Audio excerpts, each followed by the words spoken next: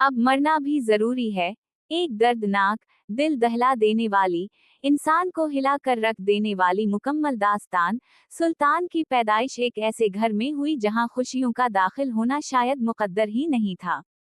उसकी माँ के चेहरे पर हमेशा एक थकन भरी मुस्कुराहट रहती थी, जबकि बाप के माथे पर गुर्बत और फिक्र की शक्लें दायमी लकीर की तरह नक्श थीं।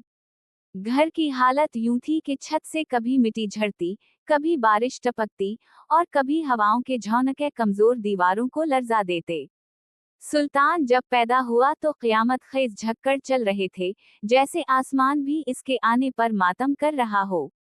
माँ ने उसे गोद में लिया तो पहली ही नज़र में समझ गई कि ये बच्चा खुशियों से ज्यादा आजमाइशों का साथी बनकर आया है।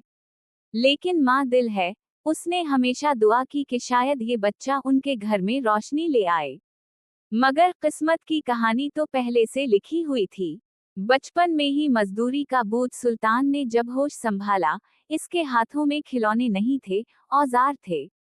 इसने बचपन अपनी उम्र के बच्चों की तरह मिट्टी में खेलते, तितलियां पकड़ते या गलियों में दौड़ते हुए नहीं गुजारा। इसका बचपन मिट्टी और मजदूरी की धूल में दफन हो गया।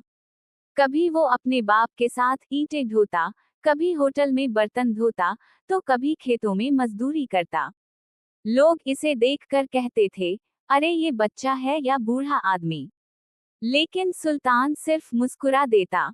इसने बचपन में ही ये सीख लिया था कि गरीबों के बच्चों को वक्त से पहले बड़ा होना पड़ता है।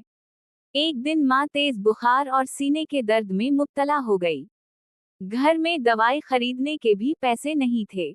सुल्तान ने आंसू पौंछे और कहा, अम्मा, मैं हूं ना, आप फिक्र ना करें, मैं सब कर लूंगा। वो दिन भर मजदूरी करता,